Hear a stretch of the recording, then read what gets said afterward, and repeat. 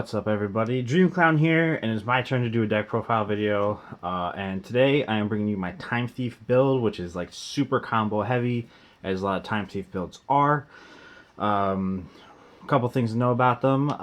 They are getting wonderful ultra reprints and Ghosts from the Past. Hopefully this video goes up before then. If not, oh well, you guys already know. Secondly, Time Thief for some reason can combo like crazy off of a single card, and I really hope it gets the upgrade that it needs so drastically in something. Maybe even a super rare reprint and an OTS pack in the future would be great.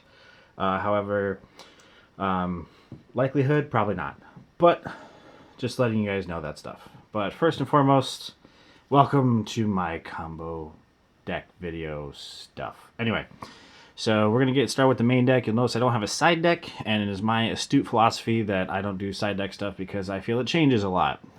So it is pretty much very meta-reliant. I will not show you guys when I am running, because if I run into any of you at a extravaganza or anything like that, I don't want you guys knowing what I do.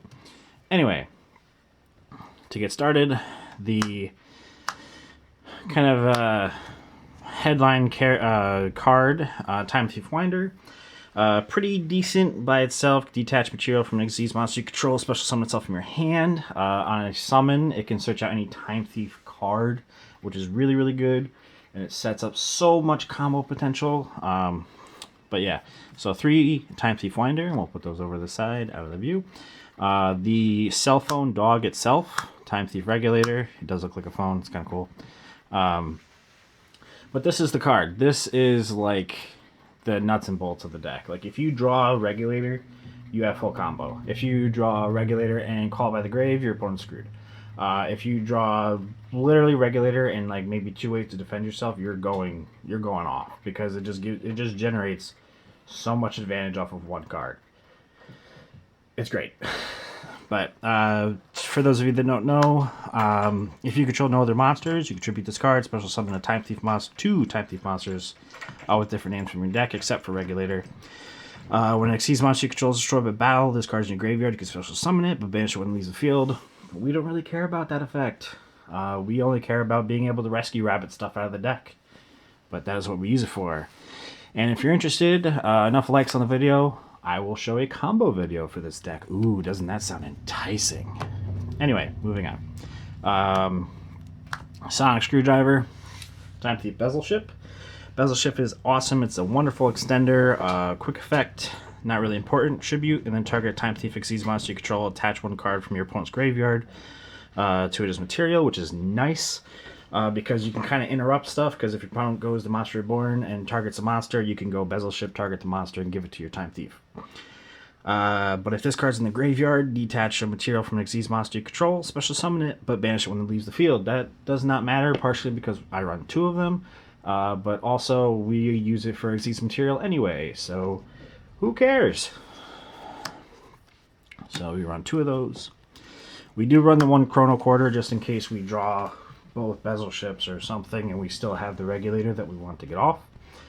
But Chrono Quarter has cool interactions with Time Thief monsters, specifically Redoer, because if you detach Chrono Quarter with Redoer's effect, Chrono Quarter will see Redoer leave the field, and then Chrono Quarter can special summon itself, which is pretty much what it does. That's all we care about. But yeah, so that's pretty much the Time Thief package.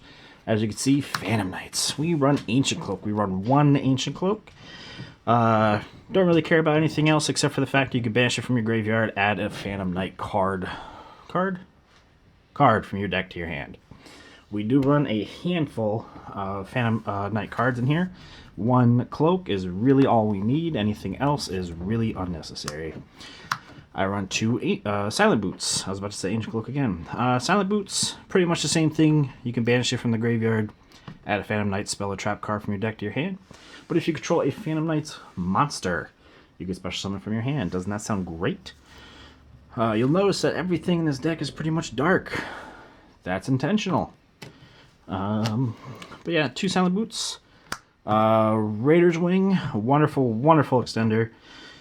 Fits in your hand, your graveyard. Detach material from a dark Xyz monster, which we run plenty of. Special summon it. Banish it when it leaves the field. Don't really care. It's going to be used as material anyway. But if it's used as material for stuff, your opponent can't target the card that has this with card effects. But level 4, wonderful, wonderful extender. Then we run 1 Strangulanius. Kind of a similar effect. If you control a dark monster, you can just special summon it, but you're limited to dark monsters for the rest of the turn. Oh no, in a deck that pretty much runs nothing but dark monsters, you're limited to dark monsters. Such a sad thing that, you know, these effects have conditions. But if you control an Xyz monster with a dark... What does that say? I can't even read my own card. If you control an Xyz monster with a dark Xyz monster as material... Oh, okay, never mind.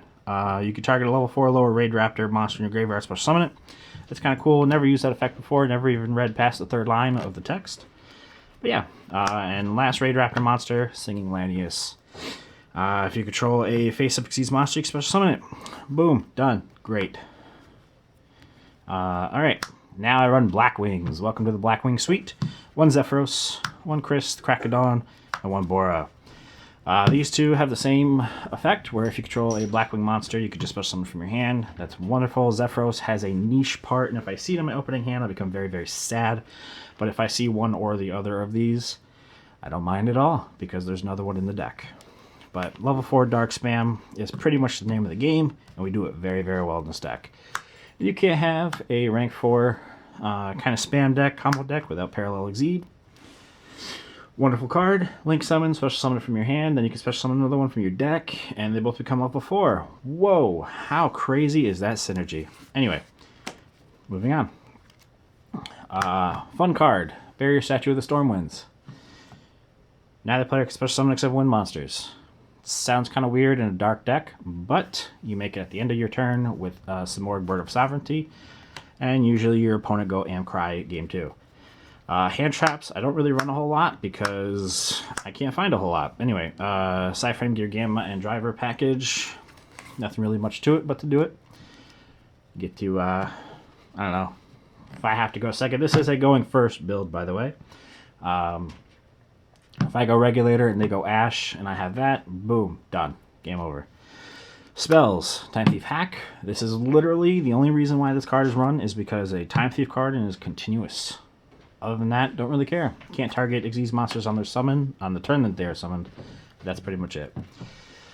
I run some rank up magics. So Soul Shave Force, if people are familiar with the deck, I should probably recenter these. People are familiar with the deck, they will know what Soul Shave Force does. It turns Raid Raptor Force Strix into Cyber Dragon Infinity. Magic. Rank up Magic Force, though, however, is a little bit different. That helps me make Ultimate Falcon. Yes, that is run in this deck because I found out it works, and it is hilarious. Call by the Grave, Xyz Import, just a couple little odds and end card, Monster Reborn, and Upstart Goblin. These three kind of like self-explanatory. This is a 40 card deck, which is why Upstart Goblin is in there. Makes it 39. Xyz Import takes a monster with less attack than an Xyz monster I control and gives it to it as a material, which means I could take stuff, give it to Infinity, give it to Redoer, give them more materials to do fun stuff. In case you didn't know, I like having fun. Traps. 2 Fogblade, 1 Shade Brigandine, and 1 Knight's Claw. Because in full combo you can end up with these two, or anything you really want. If you go super awesome, you can get all 3. Shade Brigandine is just an extender, but Knight's Claw gives you some control. Same thing with Fogblade. Fogblade, effect negation, also Knight's Claw's counter trap.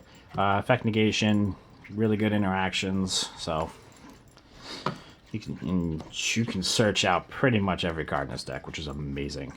I do want to run Gravedigger's Trap Hole. This is a going first deck. This is primarily in here because I run Rafflesia.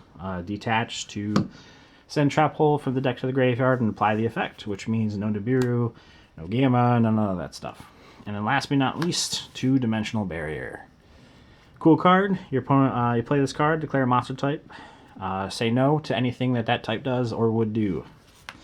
Goodbye Drytrons for ritual. Goodbye Fusion. So you're invoked, Synchro, whatever you can think of. Xyz, this deck, and Pendulum. Now, let's be honest, we're probably not going to see Pendulum monsters. Anyway, that was the main deck. 40 cards, nice and even, just the way I like it. And then we are on to the extra deck. The extra deck is the best part of the deck. Why? Because, well, you use half of it in your first turn. Redoer to get started because, you know, Redoer's Redoer. Very nice prismatic secret.